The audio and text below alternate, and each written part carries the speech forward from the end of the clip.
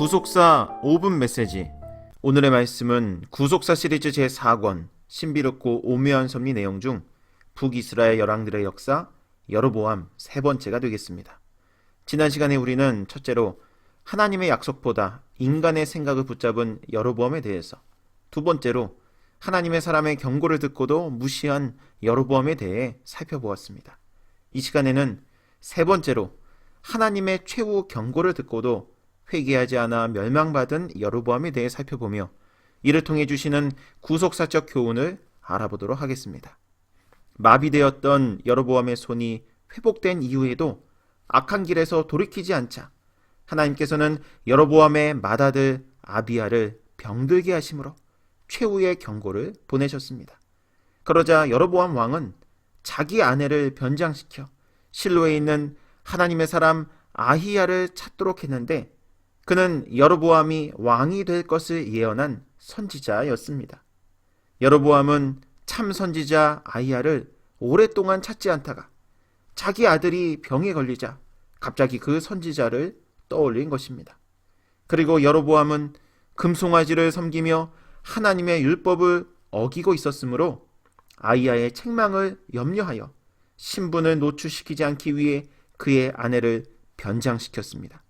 하나님의 징계로 아들이 병들었던 것이 분명한데도 여로보암은 회개할 생각은 하지 않고 하나님의 선지자를 속이면서 그 선지자의 혜택만 받으려고 했던 것입니다.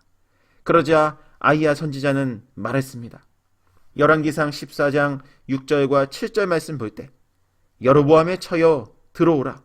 네가 어찌하여 다른 사람인 채 하느냐. 내가 명령을 받아 흉한 일로 네게 고하리니 가서 여로보암에게 고하라. 이렇게 말씀하고 있습니다. 그렇다면 그 흉한 일은 무엇입니까?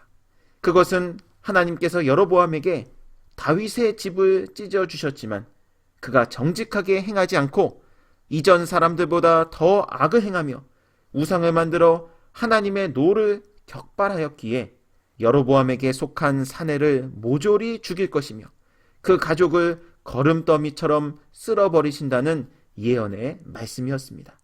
더욱이 열왕기상 14장 11절 말씀 볼 때, 여로보암에게 속한 자가 성에서 죽은 즉 개가 먹고 들에서 죽은 즉 공중에 새가 먹으리니 라고 말씀하시므로 여로보암의 집안이 완전히 망하는 마지막 순간까지 크나큰 수치를 당할 것을 말씀하셨던 것입니다.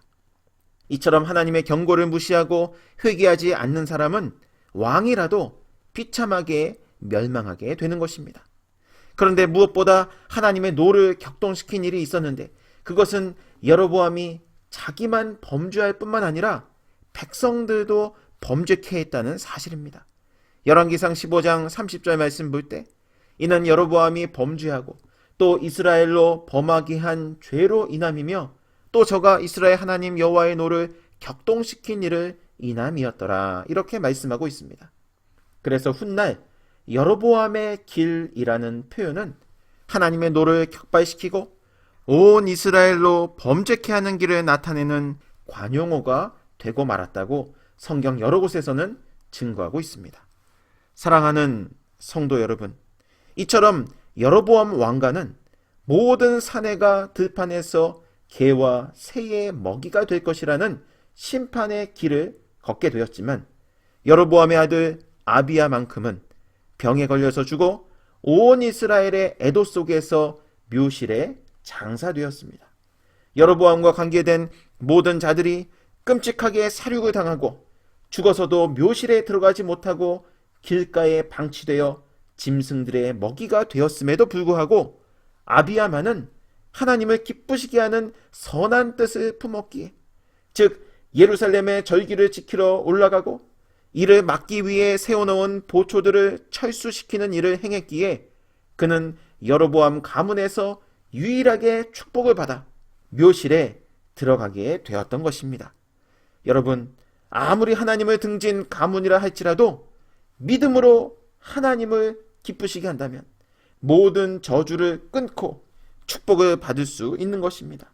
오늘 하루 저와 여러분에게 어떠한 불신의 상황이 애워싼다 할지라도 오직 하나님을 기쁘시게 하는 믿음과 행함으로 말미암아 복을 받는 역사만 있기를 주님의 이름으로 축원합니다.